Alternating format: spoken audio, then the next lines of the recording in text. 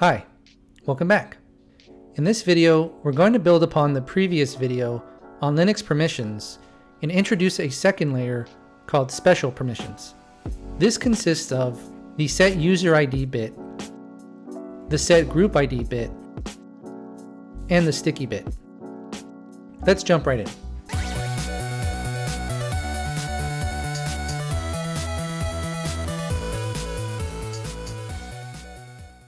First, here's where to go in the man page when you need a refresher on special permissions or more details.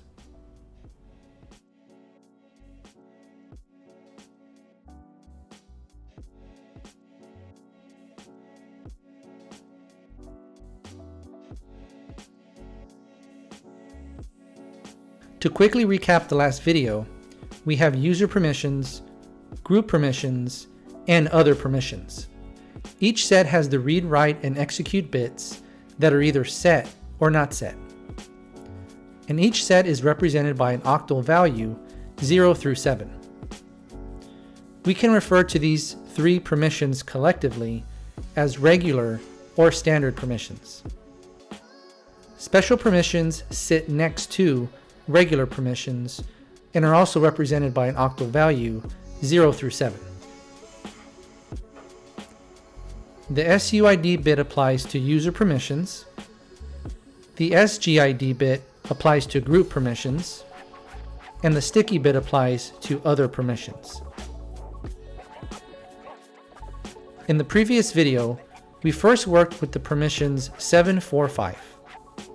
When you specify the permissions in numeric mode, there is an implicit 0 prepended to the number.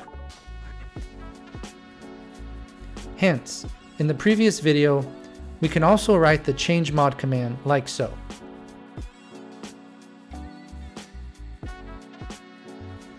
If we look at our side box, none of the special permissions are set with this implicit prepended 0. Whichever special bits we do set, we do the exact same thing as with user, group, and other permissions. Convert the octal value to decimal and prepend it to the numeric value we provide. Here are a few examples we'll see demonstrated on the command line momentarily. Setting only the SUID bit. When we set only the SUID bit, we have a binary value of 100. This converts to a decimal value of 4, and we prepend this to our numeric value.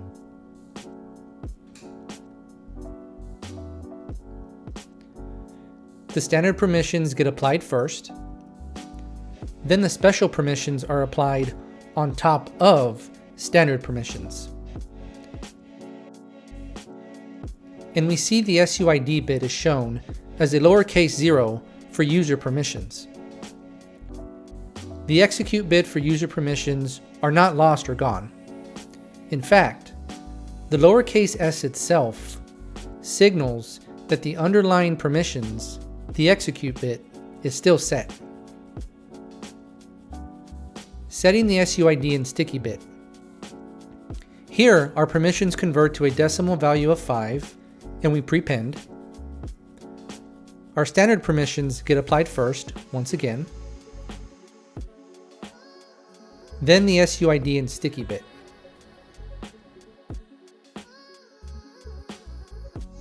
Setting only the SGID bit.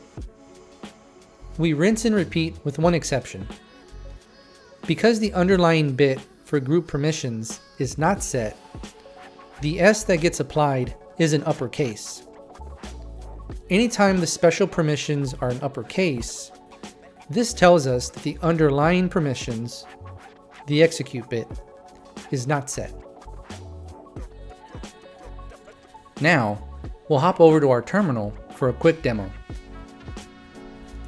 We'll create a new file called the linuxperms.txt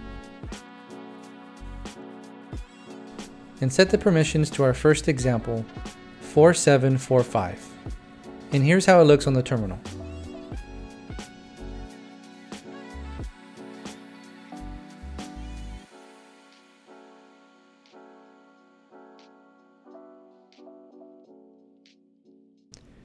Now we set our permissions to the second example, 5745.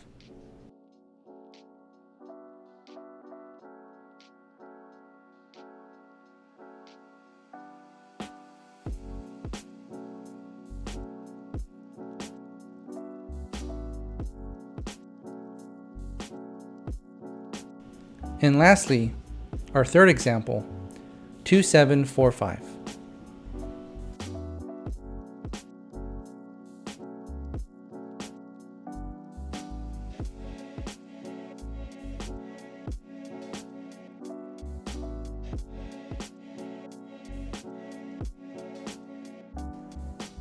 Now that you know how to read special permissions, you may be thinking, okay, why and when do we set special permissions?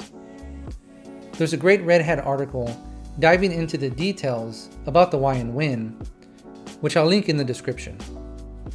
I'll skim through the article right now, but I'll demonstrate the SUID bit briefly.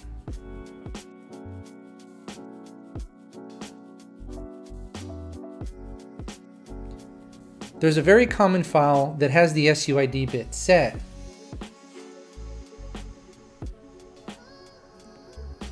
When we run the password binary to change our password, it has to change some protected files in the operating system. But as an ordinary user, we don't have those permissions. Enter the SUID bit. When you execute a command with the SUID bit set, the binary will run as the user owner, not as the person who invoked it. So even though we invoked the command, the SUID bit tells the operating system to run the binary as the user owner, in this case root. Remember, we can't make any changes to system files as a regular user, but with the SUID bit set and the binary running as the user owner, we have the permissions we need to update our password. If you have any comments or questions, please leave them below, and thank you for sticking with me to the end. Thank you and have a great day.